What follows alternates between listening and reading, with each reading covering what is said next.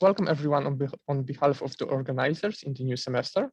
We decided to keep the seminar in the online form because this way we can invite speakers from all over the world, which we believe to be beneficial for the seminar.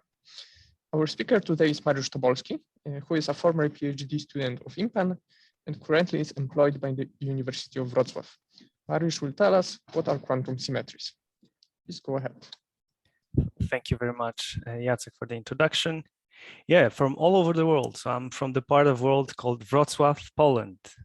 So I could just drove there or to Warsaw, but I think it's really beneficiary if it stays online, and many other seminars are doing the same thing. It's always good to give a talk on the Young Researchers Colloquium. I was a part of it for some years when I was a PhD student at IMPAN. And well, it's always good to go back to IMPAN, even if it's only virtually or in my mind. I'll talk about quantum symmetries. So as you can see from the title, and as usual, as these talks for Young Researchers Colloquium are, this is more of a colloquium talk. So if you want, so I have a nice comparison. If you think about science fiction movies, so my talk will not be this hardcore science fiction where everything is explained and you almost believe it. My talk is more like Star Wars. You know, so if you don't know the movie, it's of course it doesn't matter. But let me just tell you one story, that in Star Wars there's this nice scene where all the characters, like the main characters, they're in trouble and they are just put in garbage. So they're in the very big garbage bin. And the shooting of the film stopped at this moment, and the next day they start shooting again, and they just go out of this garbage. And then the main actor, Mark Hamill, who's playing Luke Skywalker, is suddenly thinking, I was just in garbage. Shouldn't my hair be all like muddy and wet and filthy? And then Harrison Ford, who's playing Han Solo, returns to him and he's saying, hey kid, it ain't that kind of movie, right? So this ain't that kind of talk. If you look at hair of Luke Skywalker, I'm in big trouble. Okay, so I'm going to sweep a lot of things under the rug, but always don't be afraid to ask, and we can figure it out in the end. If anything seems not to be 100% right, then I usually should have answers for you. Okay, let's start. Quantum symmetries. Okay, so what are quantum symmetries? And I think a good way to start this talk is just forget for a moment about quantum, which is really like again a PR kind of a word that you use in grant applications to have more chances of succeeding. But here, let's focus first at symmetries. So what do we think about symmetries? What is the mathematician's view of symmetries? We have certain object like this triangle here, and then there's certain transformation which changes this triangle in a sense, but it also stays the same. It's still a triangle, right? You see it's rotated a bit. So now the yellow is here, the red is here, and the green is here. So a symmetry is a mapping of a mathematical object to itself that preserves its structure, right? And that's the nice, very like philosophical view of symmetries in mathematics and also in physics. So now let me, because I don't want to talk up to PhD students, or well, at least PhD students. Most of you are probably, well, many of you, as I seen Jacek and Jacopo, are already PhDs. So I don't want to talk about triangles too long. So let me go to geometry and to the real stuff. Okay, so this is the real stuff. And what happens here, and when I think about geometry, this is just some kind of a name which will stand for things that we can see just spaces, right? So things that are very concrete, the real stuff.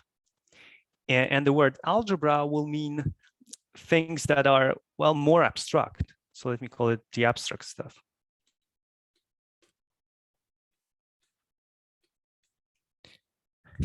So what happens? What about those symmetries? So for sets, what do we mean by symmetries? Those self maps that map sets into sets. These are just bijections, right? We just look at the group of bijections of a given set.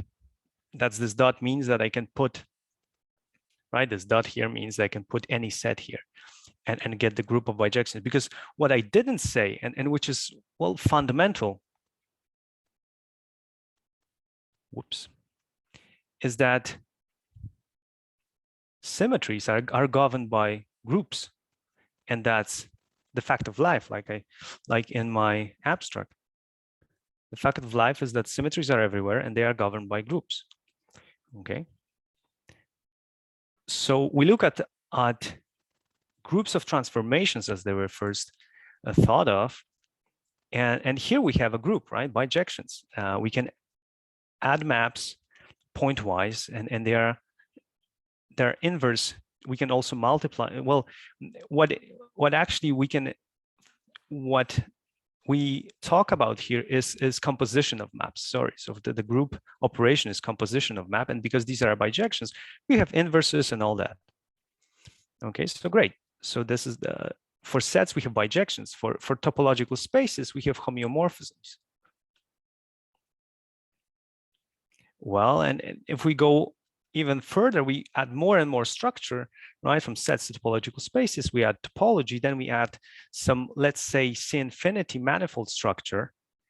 Then we talk about diffeomorphisms of a given manifold.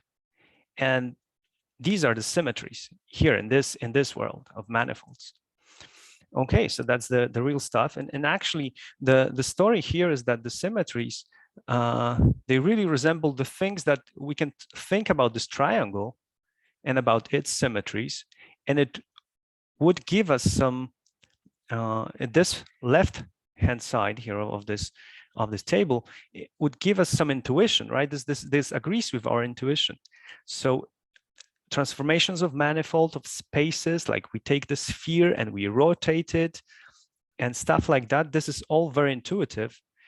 And that's why I'm calling it the real stuff.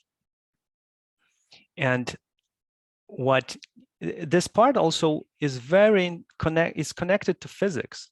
And in physics, symmetries are really fundamental.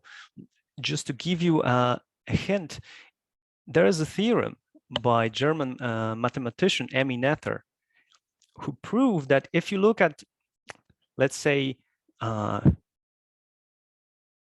in the Lagrangian formalism, if you look at the action functional, and if you look at the symmetries of this functional, each symmetry of the functional, its symmetry of action gives you a conservation law, physical conservation law, things that we know from high school, like conservation of energy, conservation of momentum, stuff like that, conservation of, I already said energy, and that's the two things we learned from high school. Okay, so we have an actual very intuitive part of thinking about symmetries. And here, well, this part, the algebra, we can still talk about some groups of transformations, right? For vector spaces, let's say, we can have automorphisms of vector spaces. For rings, we have automorphisms of rings. And for algebras, we have automorphisms of algebras. And what we learn from here, beside the fact that algebra have a very narrow dictionary, right? Here we have diffeomorphism, homeomorphism, bijections, here automorphisms all over again, because, well, there's some unification, right? Some universality about algebraic objects. But the point is that the meaning of symmetry is still the same. We look at some transformations of mathematical object, let's say vector space, ring, algebra, and we look at this. And to give you also here a glimpse of how this is really important in math, there was the Hilbert 14th problem that asked about whether subrings of the ring, subfields of the field of functions, rational functions on n variables, are those all finitely generated, right? That was the 14th Hilbert problem. And Nagata answered this problem by looking at symmetries of ring. He constructed a certain, he looked at the group action of the algebraic linear group at certain ring, and he looked at its invariant subring. And that's how he got the counterexample. He got something which was not finitely generated. Okay, and before, and again, the name of Emmy Noether comes out that there were some examples. There were some cases when this was true. That's why it was a famous Hilbert 14th problem. Okay, so we see that in both the algebraic level and at the geometry, or the, well, say, topology, symmetries are very important. And I also mentioned physics. Okay, so they are all around. But my goal here is to talk about quantum symmetries. Okay, so and I'll need some preliminaries to give you any idea of quantum symmetries. Okay, are there any questions at this point? Of course, here we are talking about only some philosophy. So are there any philosophical doubts?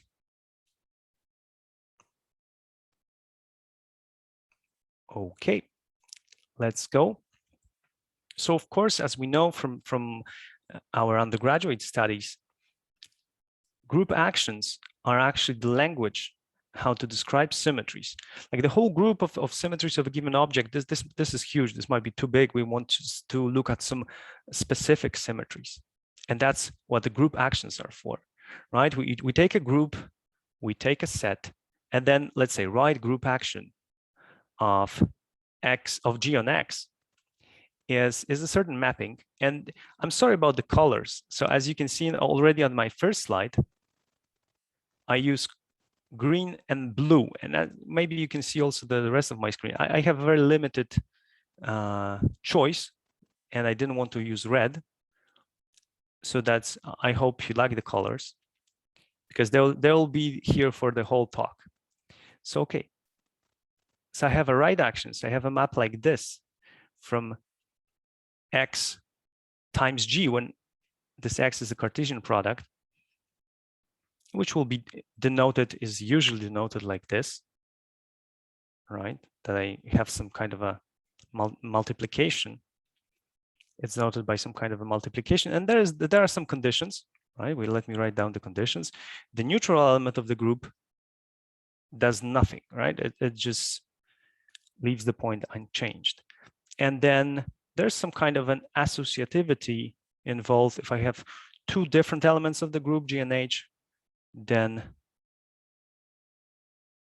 I get this. Okay. So this is the group action. And I'm writing this down in blue because this is the very classical way of viewing it, the geometric way of viewing the action.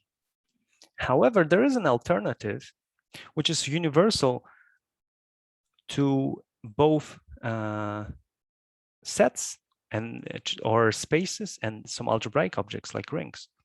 So you can write down the group action instead of writing down all this, right? That I have a certain mapping and that these kinds of properties are satisfied. You just write down a group homomorphism, like above here, from your group G to the group of all bijections of your set X. And for the ring, you do the same thing. You go from the group to automorphisms of your ring. Okay, so this gives you some unified view of actually symmetries in two different, well, at least at first sight, two different worlds, because one is really intuitive and the other one is really abstract. Okay, so we have this alternative of viewing group actions as just homomorphisms. And then if you add some more structure to X, then you can ask about, well, if this map has some additional properties, not just being group homomorphism, maybe some questions about continuity of this map, or maybe some additional conditions, which you will see they arise in specific examples. Okay.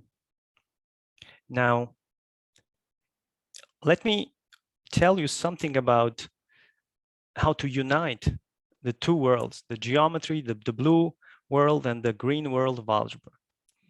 Okay, so there are many ways of doing this, and if you're familiar with algebraic geometry, there are some ways to view algebraic sets, so some zeros of some polynomial equations as being equivalent to some k algebras over a given field over which you have coefficients of your polynomials, right? And there's some kind of an equivalence, and it's even categorical. So you really have not only that the objects can be identified, but also morphisms between them. And here is another way of seeing that kind of geometry algebra correspondence or topology algebra correspondence that I want to talk about. And let me start with, now X has some more structure. It's a compact house of space. Okay, and then I want to associate with X some kind of an algebraic object that is kind of representing the space here in the world of algebra. And it's not like in algebraic topology that you associate some algebraic objects to your space to just study the space itself. No, this is really different. This is kind of a reflection of your space here. So what you can do is that you take, oops, you take C of X. So we look at all continuous complex valued functions. So C valued functions. And okay, so this is a set of all continuous C valued functions. What algebraic structure does it have? So let me just write down all the additional structure that I want to consider on C of X. First of all, I want to add functions, and the addition is pointwise. So if I add those two functions and I evaluate they at some point X, what I get is this. So I'm using the addition in the field of complex numbers to get this. Okay, now I want to multiply functions.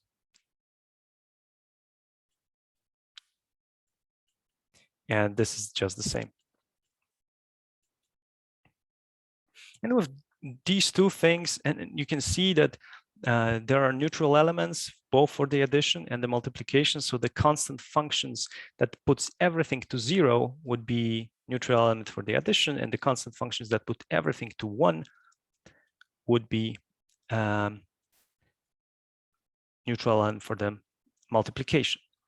Okay, now there's some additional structure involved. I define some involution on this. Well, let me maybe start some here. So I have a ring and I want to have an algebra, so I need a vector space structure. So let's take some complex number. And this is, of course, as you can guess, exactly the same, just pointwise multiplication.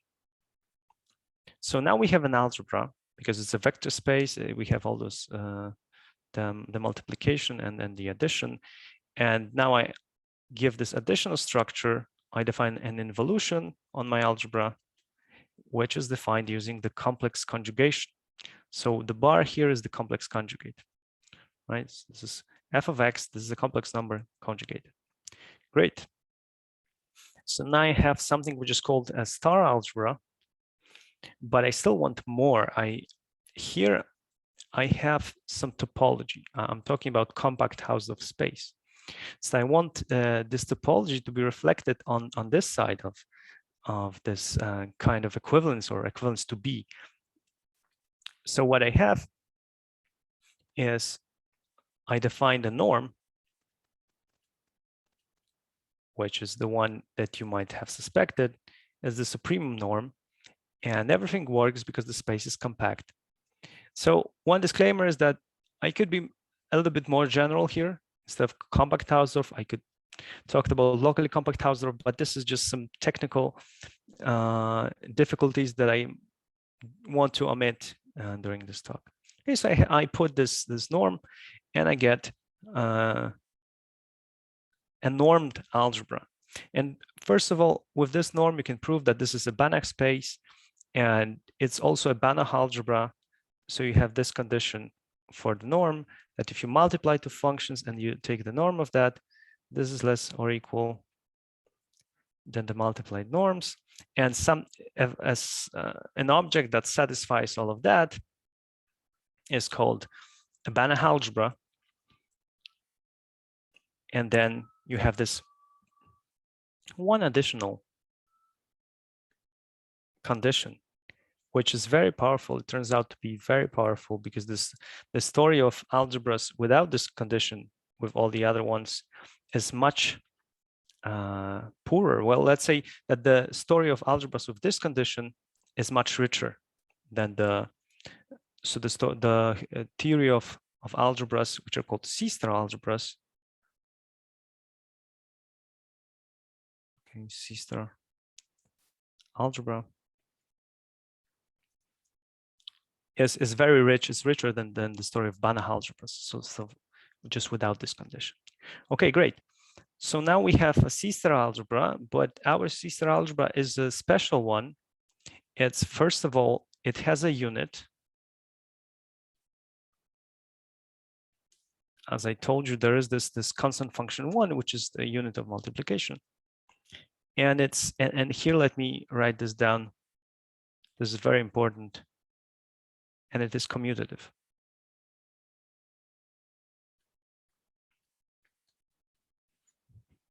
Okay. So this is the one going one way from this part of topology, of geometry, to this algebraic part. This is not just purely algebraic, right? We have some norms. This is more function analytic, so that we're dealing with functional analysis here. But this is still, if you work with C-star algebras, there are really there are many things that are very algebraic about them. They have norms and stuff like that. But for example, and this is the consequence of this C-star identity that I give you here, is that if you have a homomorphism of these algebras, that preserves the star structure, right? So you just have an algebraic map between two C-star algebras. Because of this condition, it turns out to be automatically continuous with respect to the norms on the two C-star algebras that you have for any two C-star algebras. Okay, so okay, so Zoom is kind of doing some countdown that I have 10 minutes left. Is that true? I prepared yes. much more. Sorry about that. I don't know why it happens. I contacted the IT team, so I was told I've done everything as they told me.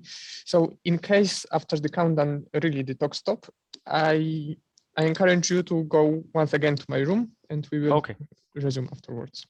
Okay, thank you. Great.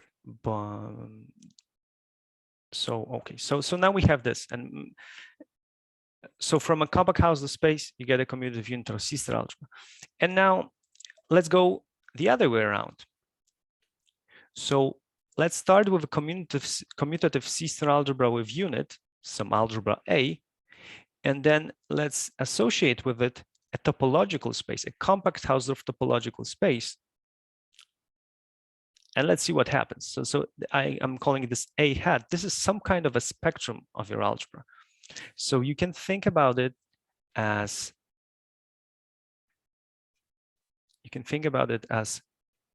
well, algebra homomorphisms preserving the star. So maybe let me write down here the star. Algebra homomorphisms from A to C. They're called characters sometime. And then you have to put some topology on it, and it's the weak star topology.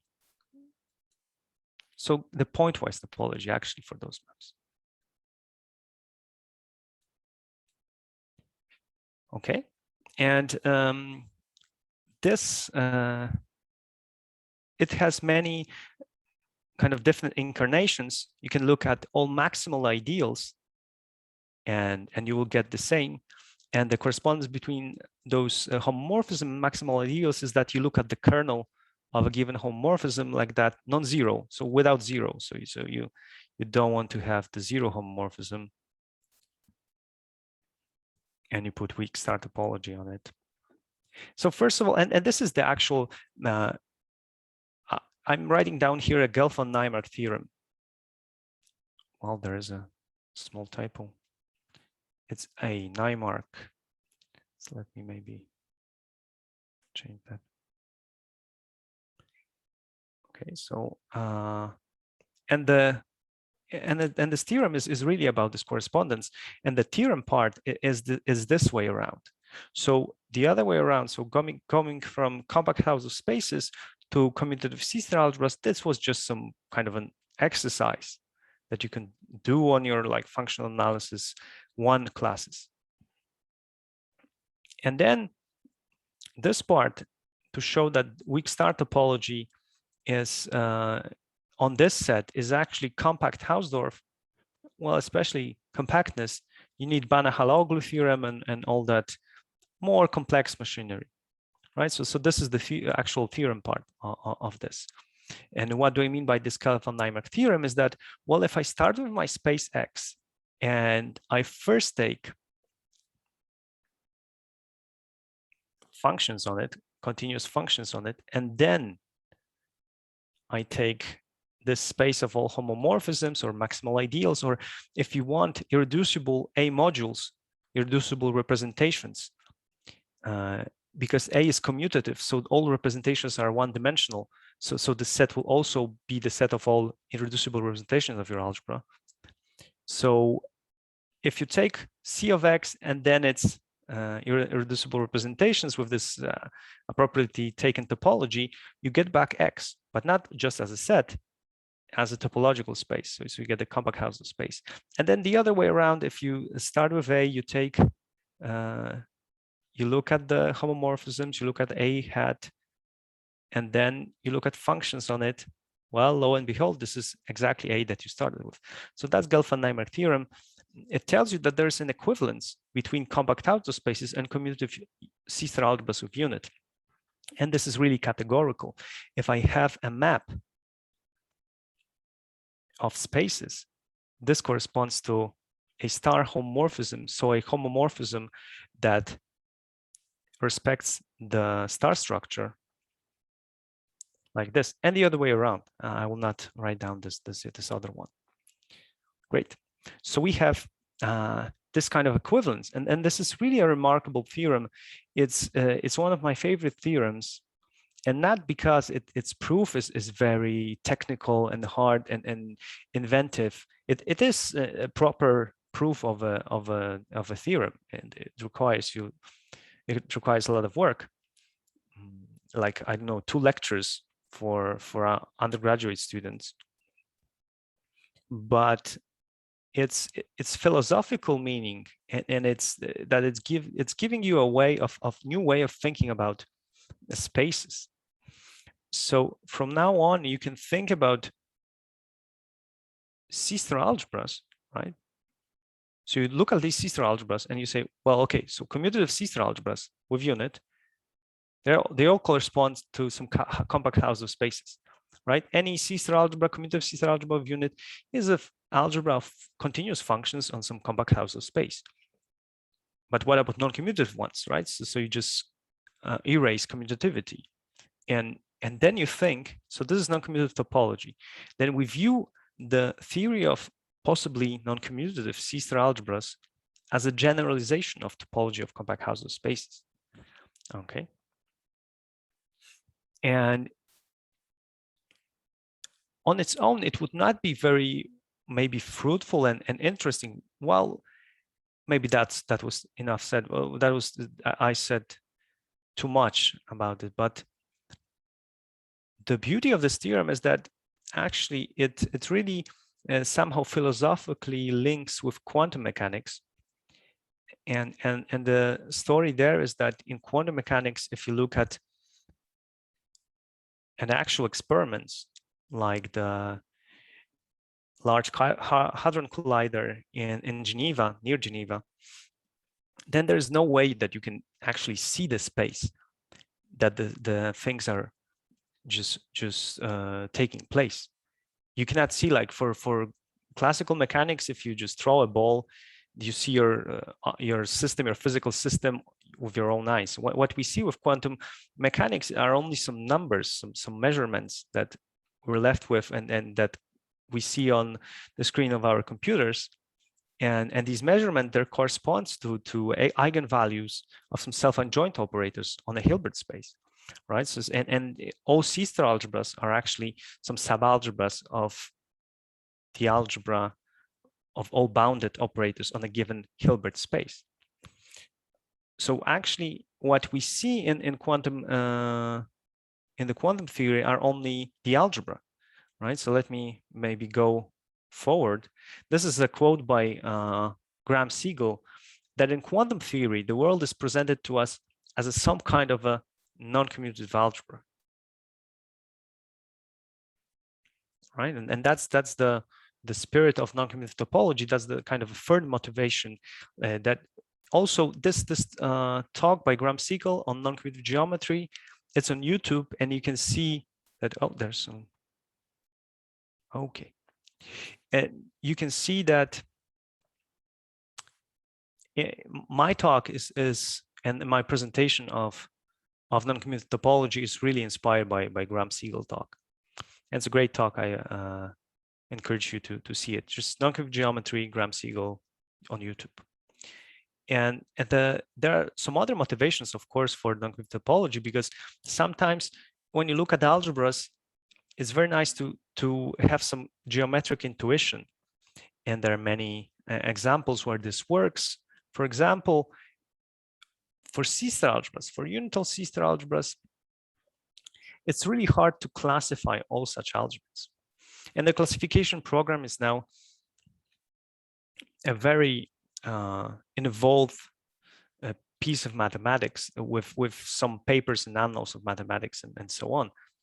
And the first kind of a progress to this classification was done by this viewing of